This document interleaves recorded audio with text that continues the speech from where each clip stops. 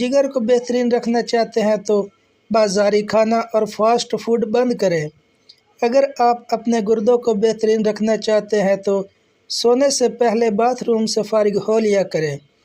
अगर आप अपने मसाने को बेहतरीन रखना चाहते हैं तो कच्चा प्याज ज़्यादा इस्तेमाल करें। अगर आप अपेंडिक्स से बचना चाहते हैं तो लीमू का इस्तेमाल करें।